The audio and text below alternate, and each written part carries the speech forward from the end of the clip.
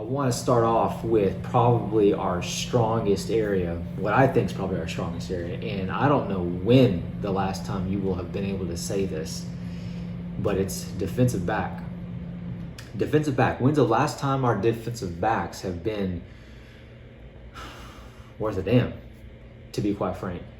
When was it Sammy Davis back in early 2000s? That was one of our best corners that we've had. I mean, you've got a couple more coming to me here in a bit, but just thinking about the overall group that we've got this year. Okay, so here's what we're like I said, we're returning Tyreek Chappelle, we're returning Jalen Jones on the other side, right? Damani comes back. Antonio Johnson comes back at the nickel position. So the only spot out of that we're losing was Leon O'Neal. All right, so we got 80% coming back. 80%. Now, if you think about these guys, they're all four-star guys except for Jalen Jones, and all fairly high four-star. Jalen Jones was our lone five-star that we've got there. So the big question is really going to be, who is going to replace Leon? And that's where the bulk of our conversation is going to be around for the DBs. I think Tyreek and Jalen are likely to continue to start again, right? So we want to talk about where the battles are going to be, what fall's looking like, what the coach's decisions are going to have to be. Tyreek had a bit of a shoulder situation that's going on. Did not play in spring. I don't believe Jalen played this spring either. I think he's been a bit injury prone this last year too, which would explain a bit of, some of the criticism that came his way for some of his play this last year. Perhaps he was playing through an injury. And Tyreek, I believe, had some surgery in the offseason. So he did not suit out for spring ball. But he played so well. I don't see why there would be a possibility that he would not start next year. And why would Jalen not start? He's got 2 years of experience. Even though maybe we have those criticisms there, he's got 2 years of experience. I mean, who's going to outplay him right now? Not saying it's not possible, but if that's your situation, you really got a leg up, right? You've got a leg up. So we saw some differences between those two. Tyreek really has a lot of tight coverage. He is more physical than he looks. He's willing to make a tackle. He will be right on your hip at all times. He's well versed in where he's got to be and what he's got to do. He wasn't without some of his slip-ups as a freshman. But honestly, if you didn't know he was, you probably wouldn't have thought it, because of the consistency in the play. Something Jimbo's looking for out of every single player that he wants is some of that consistency. You probably didn't have more consistent of a player on the team aside from Antonio Johnson that's coming back. So probably one of our more solid spots is the position that Tyreek will be coming into again this next year. Jalen is, I think, pretty close to being in his money year, if not in it. I mean, if Antonio and Damani are certainly in their money year. This is their last year. They're going to the draft next year. Antonio projects to be high, mid, somewhere in the first round, almost assuredly. So these guys, to be that kind of level of player, you've got to be extremely consistent. You've got to be savvy in the ball, in the film room, and all sorts of stuff, right? So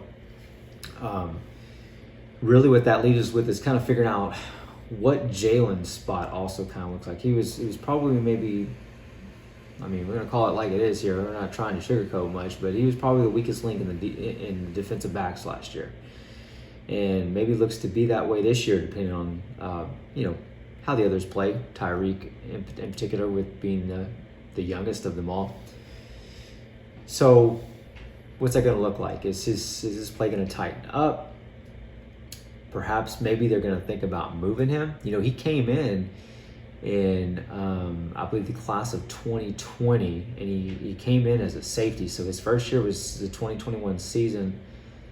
Excuse me, back that up. So he was class of 2020. First season was the 2020 campaign. So he committed in that February of 2020. He played the 2020 season and the 2021 season. Came in as a safety. Safety. He's been playing cornerback. Of course, you're a DB. You can play all those. But maybe his more natural position is safety, and maybe that would help out his production for him to get back to some place that he's a little bit more comfortable with. This is interesting. Very interesting thought going on here. Especially interesting when we're thinking about, okay, well, if we're going to replace Leon, who are we going to replace him with, right? So some potential people to replace Damani are Jordan Gilbert, who did play in the spring game. Bryce Anderson came in this last class, highly rated 4-star. Maybe even Smoke Bowie or Killebrew. Those are possibilities. I think Jacoby Matthews is one as well, which also came in this last class. All safeties, right? But all highly rated 4-stars, in which everybody in that class was, right? So what's actually going to work out is going to be a very, very interesting look. What I am going to float out there a little bit, don't hold me to this, right? Maybe, just maybe, it would be extremely interesting if we moved Jalen over to safety, and if we squeezed 5-star Denver Harris over into Jalen's spot. Denver did come in for the spring. He played in the spring game, played fairly well, had one PI of note. I think anybody watching that game, though, would call that a very ticky-tack PI. And at first I thought that it might have been Miles Jones that might have done it, who came back, played in the spring game, and maybe he factors into this spot. We got a lot of seniority there. We also got a Brian George that looked promising to some extent as of recent, going back to this last season early on. However, Miles Jones was somebody who had been a little bit more prone to the pass interference as well. He showed us that again in the spring game. Maybe we haven't lost that habit yet, but whenever I saw that PI, I thought, oh, it was Miles Jones that did that, because I was accustomed to him doing that. And then I was like, oh, that was Denver. Oh, man. Didn't expect that out of this guy's highly talented guy.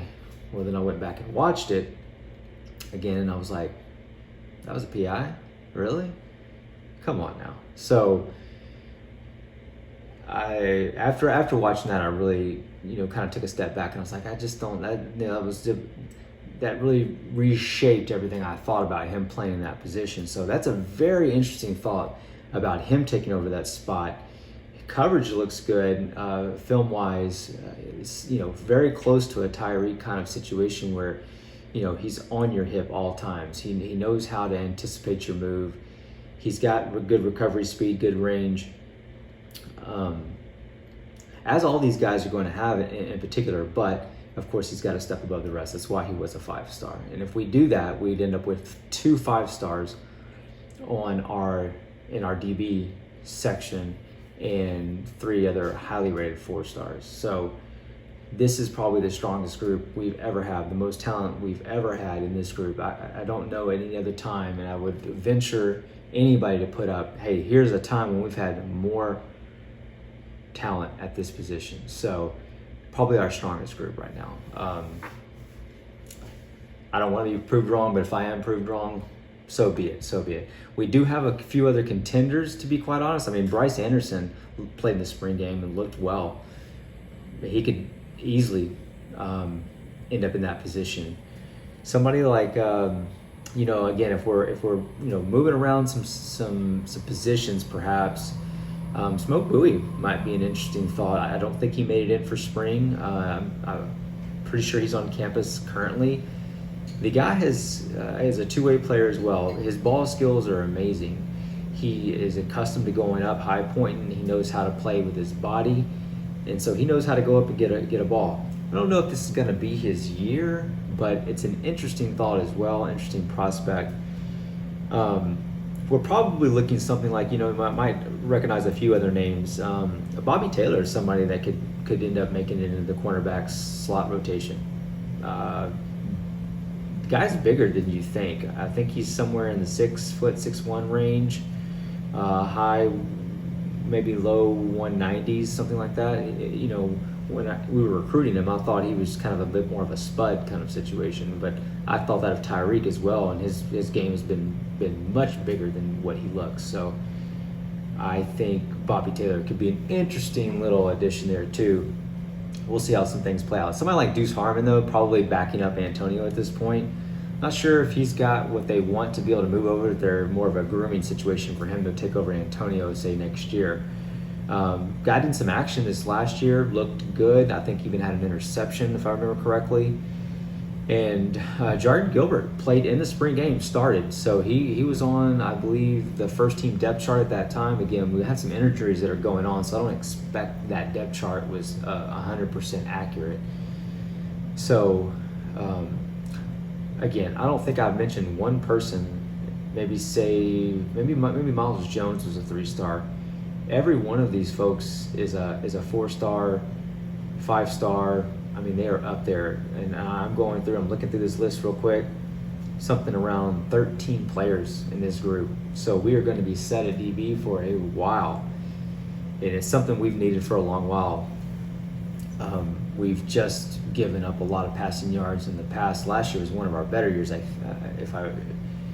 if memory serves me correct on the stats. But our run defense was so stout, and we were so worried about whether or not we were going to give up passing yards. We're giving up something like 75% of the opponents, rushing, which is just phenomenal. Sometimes even lower depending on the opponent. We've been wanting to shore up this group for so long, so I'm extremely excited to see what their play is going to be. We've been giving up deep.